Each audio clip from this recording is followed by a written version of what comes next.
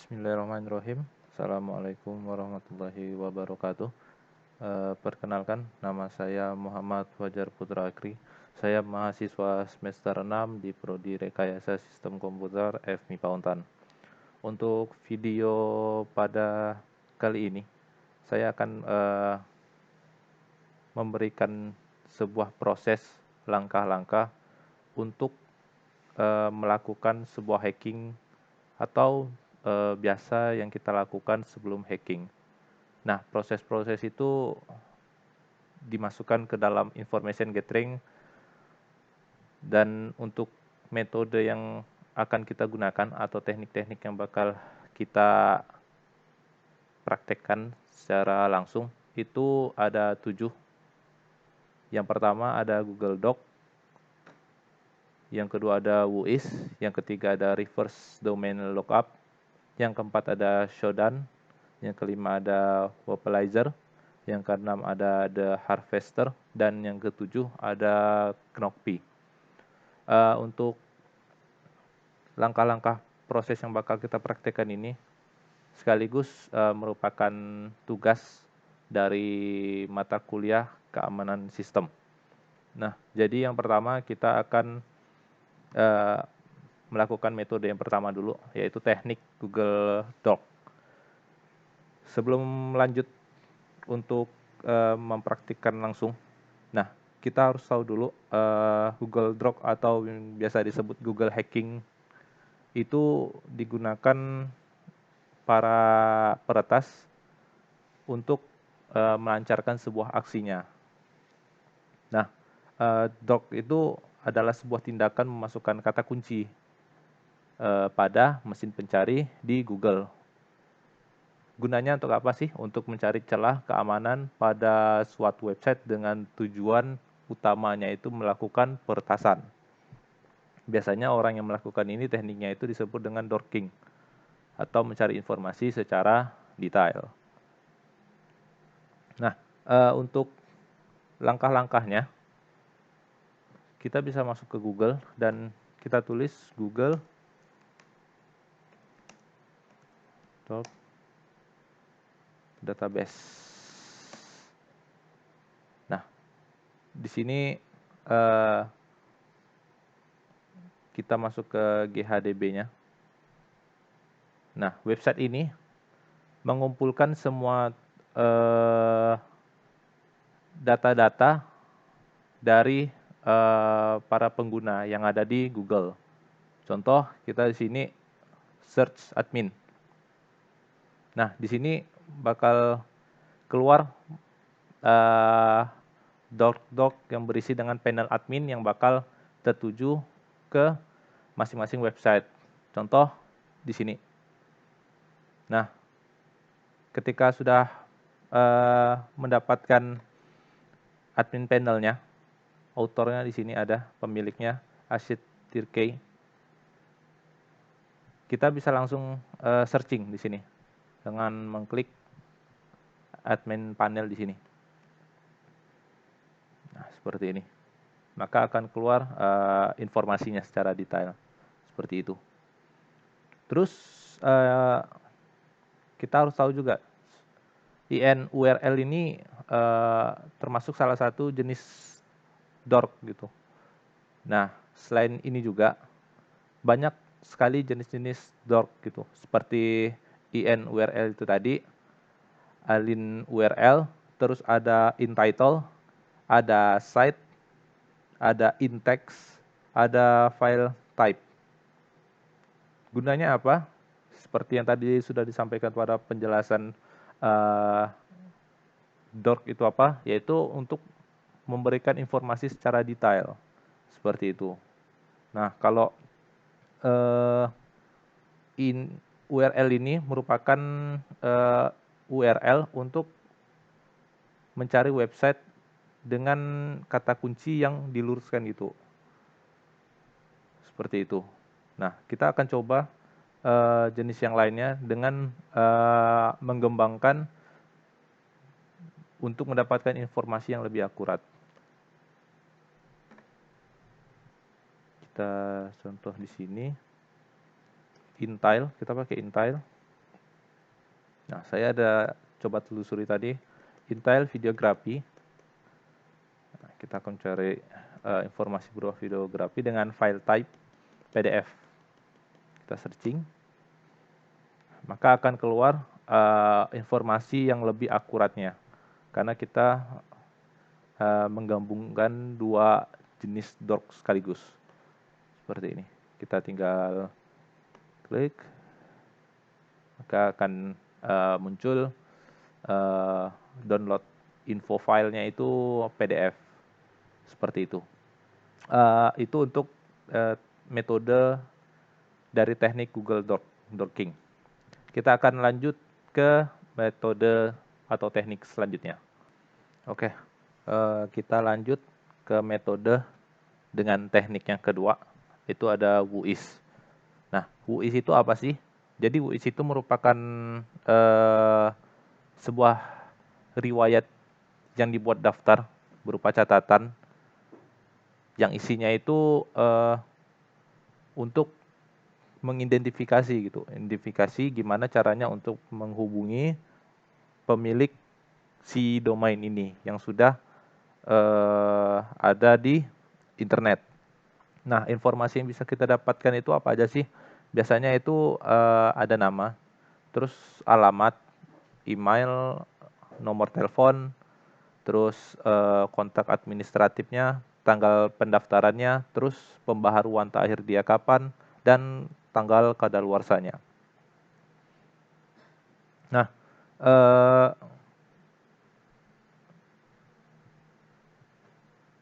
biasanya WUIS ini salah satu cara juga gitu, cara awal untuk melakukan sebuah peretasan di awalnya.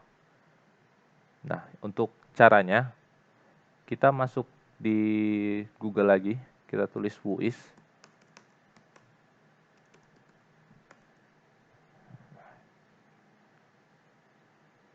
Salah satu websitenya kita gunain Pandi ID.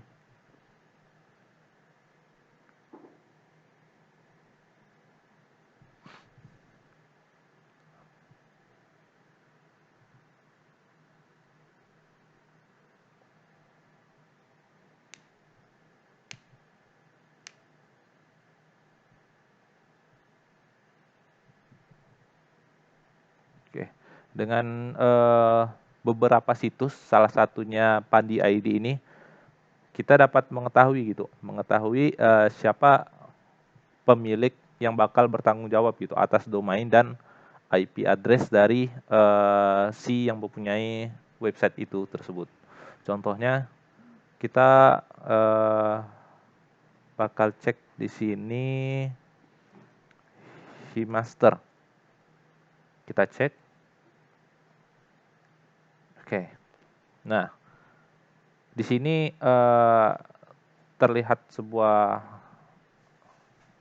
hasil dari cek tersebut bahwa ada satu domain yaitu Himaster ID itu sudah tidak tersedia, artinya domain itu sudah ada pemiliknya. Nah, sedangkan untuk notif yang berwarna hijau ini, contoh himaster.co.id, himaster.or.id, artinya itu masih bisa kita gunakan gitu, dan kita bisa menggunakan domain tersebut. Nah, sedangkan Himaster ID karena sudah tidak tersedia atau sudah ada pemiliknya, kita bisa melihat informasinya di WUIS. Kita klik. Oke. Di sini ada informasinya. Informasi dari Himaster ID. Nah, meliputi dari domain ID-nya di sini terlihat, terus domain name-nya terlihat seperti yang tadi sudah saya sampaikan di awal. Terus tanggal pembuatannya. Nah, di sini ada yaitu di tahun 2019 bulan 11 di tanggal 7. Terus update akhirnya nih. Nah, update akhirnya di 2021 di bulan 10 di tanggal 23. Terus ada masa kadaluarsanya juga. Nah, di sini di 2022 bulan 11 di tanggal 7. Mungkin itu aja untuk informasi dari WUIS. Nah, kita bakal lanjut ke metode berikutnya yang akan saya jelaskan. Oke, kita akan lanjut ke metode dengan teknik yang ketiga, yaitu dengan reverse domain lookup. Nah, jadi reverse domain lookup ini merupakan untuk proses menerjemahkan sebuah IP itu ke dalam nama host. Nah, biasanya tujuannya ini agar lebih enak gitu ketika dibaca manusia, ketika dalam menerjemahkannya. Nah, caranya bagaimana? Itu ada dua. Ini yang akan saya praktekkan. Yang pertama dengan MX Toolbox, yang kedua dengan Kali Linux. Kita coba dulu dengan Kali Linux. Jadi yang pertama kita buka terminalnya dari CMD Kali Linux, terus kita lakukan ping di salah satu website. Kita coba ping Vmaster ID.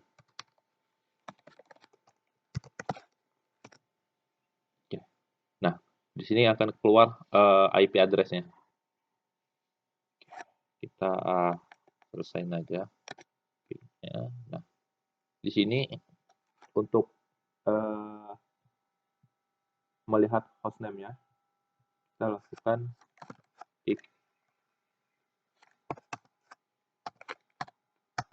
masukin IP dari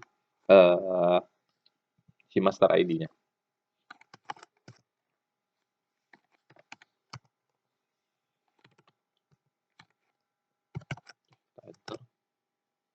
Nah, maka di sini akan keluar jawabannya untuk hostname-nya. Di sini kelihatan kalau Vmaster ID itu menggunakan hostname superrionshare.hostserver.com. Seperti itu. Kita juga bisa melihatnya di MX Toolbox.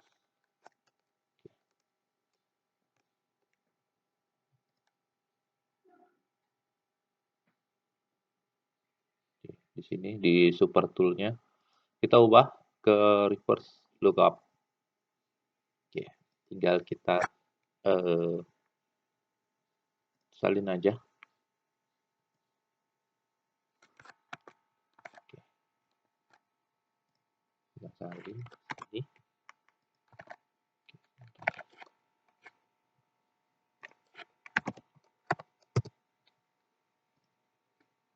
03251444.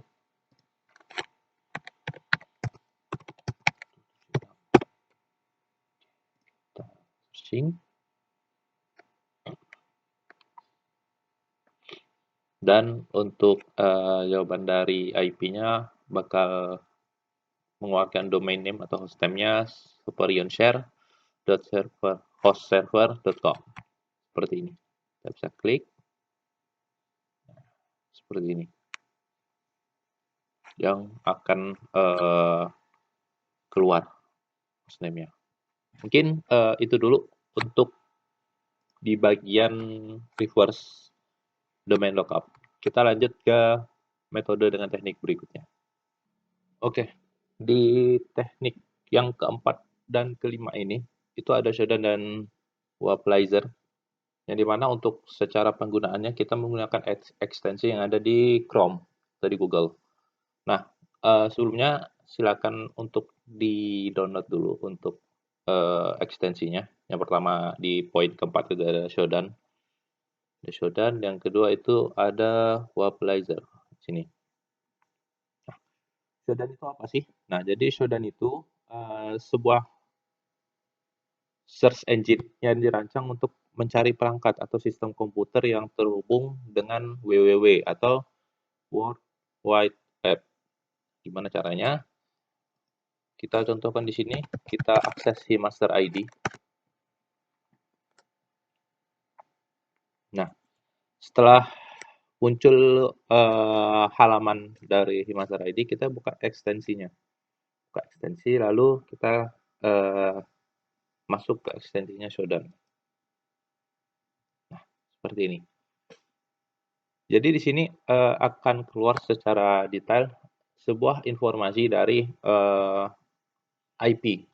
IP dari master ID. Nah, di sini kelihatan IP-nya berapa, itu 103.251.44.176 dengan hostname-nya superionshare.hostserver.com dengan eh, negaranya Indonesia, kotanya Pontianak. Seperti ini. Kita bisa lihat secara detailnya lagi di view IP detail. Oke, di sini di Shodan-nya, shodan.io. Oke, di sini general information-nya kelihatan di sini ya. Kita menggunakan ISP-nya apa, SN-nya apa. Terus dalam mengembangkan web ini kita menggunakan teknologi apa, di sini juga kelihatan. Di sini ada Bootstrap, Google Phone API, Google Hosted Libraries, ada jQuery, jQuery UI, PHP, reCAPTCHA. Seperti ini kelihatan untuk informasinya. Di sini ada juga TCP-nya, kelihatan. Nah, itu fungsi secara dasar dari Shodan. Beda dengan halnya kalau ekstensi yang satunya lagi. Nah, itu namanya Weblyzer, di mana ini merupakan web tool yang fungsinya ini untuk mengidentifikasi sistem yang digunakan dalam membangun atau mendevelop dari sebuah website. Nah, cara penggunaannya sama seperti Shodan tadi, kita tinggal klik extensionnya, klik, lalu bakal kelihatan gitu. Kira-kira sistem apa sih yang digunakan untuk mendevelop suatu website itu tersebut. Nah, di sini untuk JavaScript framework-nya kita menggunakan React. Terus web servernya kita menggunakan Lightspeed. Video player-nya menggunakan dari YouTube. CDN-nya dari JS Deliver. Terus font script-nya pakai font Awesome dan UI framework-nya itu menggunakan Bootstrap. Nah, jadi dalam membangun sebuah website yang ada di Hemaster ini, inilah teknologi yang digunakan dalam pengembangannya. Seperti itu. Oke, kita lanjut ke metode dengan teknik berikutnya. Di poin ke-6 dan ke-7 itu ada the harvester dengan Knoppy. Nah, untuk penggunaan kedua ini kita menggunakan Kali Linux. Sebelumnya juga tools-nya sudah di-download.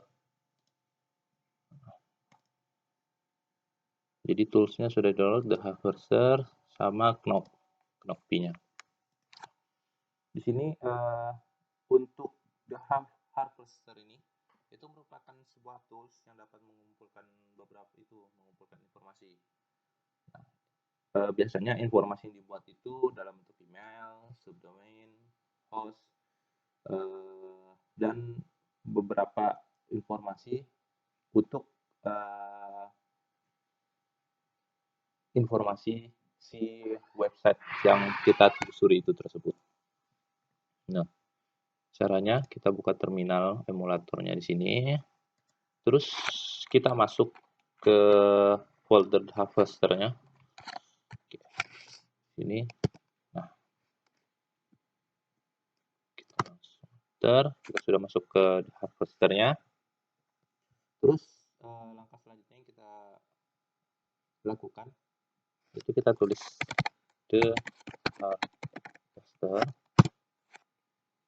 Lalu kita masukin di sini website yang bakal kita akan lakukan information gathering-nya, itu Hemaster ID. Jangan lupa big. Oke, seperti ini. Nah, dia akan memproses dengan target Hemaster ID bagi men-searching-nya. Nah, di sini untuk no IPS-nya tidak ada, untuk no email-nya juga tidak ada, dan untuk host-nya itu yang didapat ada 5. Yang pertama itu ada API hemaster.id, ada IP address-nya juga di situ. Terus ada keilmuan.hemaster.id. Terus ada lfs.hemaster.id, ada screen.hemaster.id, dan yang terakhir ada www.hemaster.id. Seperti itu. Itu yang bakal kita dapatkan ketika kita menggunakan the harvester. Beda dengan halnya ketika kita menggunakan Knockpi. Nah, fungsi dari Knockpi itu apa sih? Jadi fungsi dari Knockpi itu untuk mencari subdomain dari domain utama sekaligus informasi dari server yang digunakan. Nah, jadi untuk cara penggunaannya, kita keluar dulu dari folder repository ini, terus kita masuk ke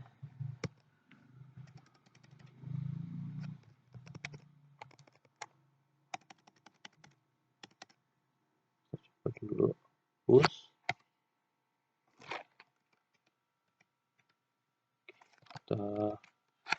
knock.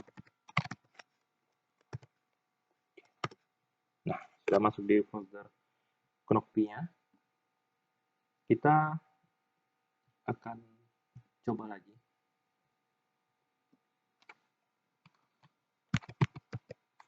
Knockpi. Masukin web masternya, master.id. Enter. Oke, di sini sudah mencari word list-nya. Nah,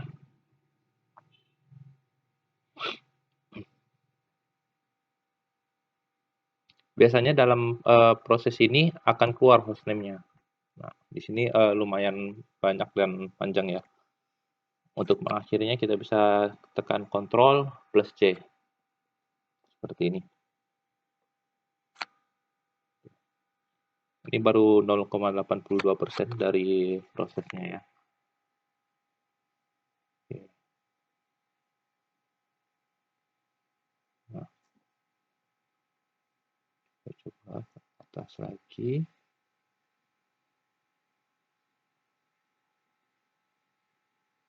Seperti ini.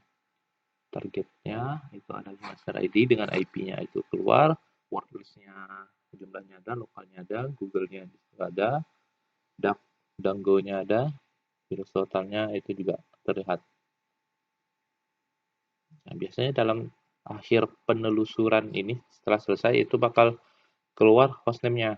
Nah, tapi di sini karena masih processing, maka dia belum keluar. Di sini kelihatan juga servernya dari ingin subdomainnya sini kelihatan juga, IP address-nya juga kelihatan. Oke, karena ini terlalu panjang dan prosesnya juga baru 2%, kita akhiri aja dengan Ctrl C.